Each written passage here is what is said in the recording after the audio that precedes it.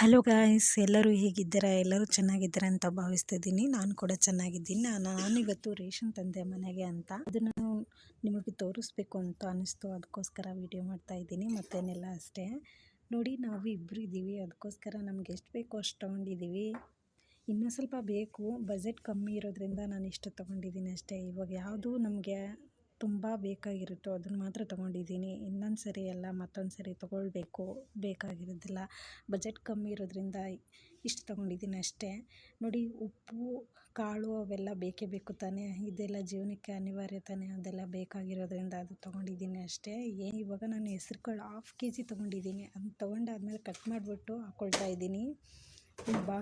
Plastic ಬಾಕ್ಸಿಗೆ ಹಾಕ್ಕೊಳ್ತಾ ಇದ್ದೀನಿ. Plastic ಬಾಕ್ಸಿಗೆ ಹಾಕ್ಕೊಂಬಿಟ್ಟು ಒಂದು ಸೈಡಲ್ಲಿ ಎತ್ತಿಟ್ಕೊಳ್ತಿದ್ದೀನಿ. ನಂತರ ಮತ್ತೊಂದು ಬಾಕ್ಸ್ ತೊಗೊಂಡಿದ್ದೀನಿ. ಅದಕ್ಕೆ ರಾಜ್ಮಾ ಕಾಳು ಅಂತ ಬರುತ್ತಲ್ವ, 1/2 kgದು ಅದನ್ನು ತೊಗೊಂಡಿದ್ದೀನಿ.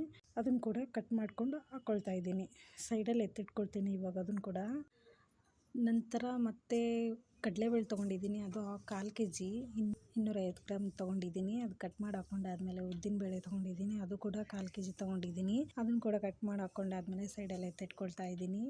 ನಂತರ ಮೈಸೂರು ದಾಲ್ ಬೇಳೆ ಅಂತ ಬರುತ್ತಲ್ವ, 1 kgದು ಅದು ತೊಗೊಂಡಿದ್ದೀನಿ. ಅದು ಕೂಡ ಕಟ್ ಮಾಡಿಕೊಂಡು ನನಗೆ ಎಷ್ಟು ಬೇಕೋ ಅಷ್ಟು ಬಾಕ್ಸಿಗೆ ಹಾಕ್ಕೊಂಡು ಉಳಿದದ್ದು ಎತ್ತಿಟ್ಕೊಳ್ತಾ ಇದ್ದೀನಿ. ಇವಾಗ ಪಾತ್ರೆ ತೊಳೆಯೋದಕ್ಕೆ ಪೌಡ್ರೆಲ್ಲ ಬೇಕಾಗುತ್ತಲ್ವ, ಸ್ವಲ್ಪ ಪಾತ್ರೆ ಜಿಡ್ಡಿತ್ತು ಅಂದರೆ ಹೋಗೋದಿಲ್ಲ. ಅದಕ್ಕೋಸ್ಕರ ಶಬೀನಾ ಪೌಡ್ರ್ ಅಂತ ಬರುತ್ತಲ್ಲ, ಅದು ತೊಗೊಂಡಿದ್ದೀನಿ.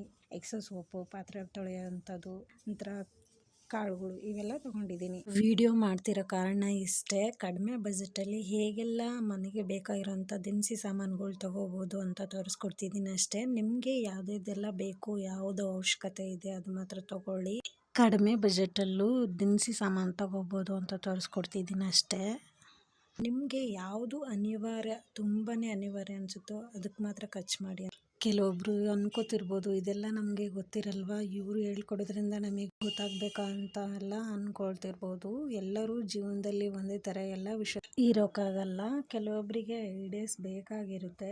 ಮನೇಲಿ ಬಜೆಟ್ ಕಡಿಮೆ ಇದ್ದಾಗ ಹೆಣ್ಮಕ್ಳುಗಳು ರೇಷನ್ ತರುವಾಗ ಅವರಿಗೆ ಎಷ್ಟು ಬಜೆಟ್ ಇರುತ್ತೋ ಅಷ್ಟರೊಳಗೆ ಅವರು ರೇಷನ್ ತೊಗೋಬೇಕು ಅಂತ ಒಂದು ಅಂದಾಜಿರುತ್ತಲ್ವ.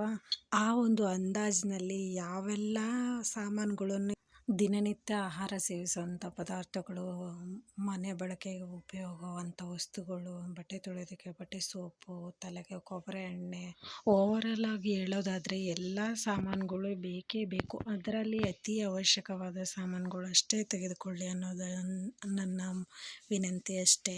ದುಡ್ಡಿರೋ ಅಂಥವ್ರಿಗೆ ಅವರು ಏನು ಬೇಕಾದರೂ ತೊಗೊಳ್ಬೋದು. ಆದರೆ ಬಡತನ ರೀತಿಯಲ್ಲಿರೋಂಥ ಬಡವರು, ಅವರಿಗೆ ದಿನಸಿ ಸಾಮಾನುಗಳು ತೊಗೊಳ್ಳೋದು ಕಷ್ಟ ಆಗ್ಬೋದು.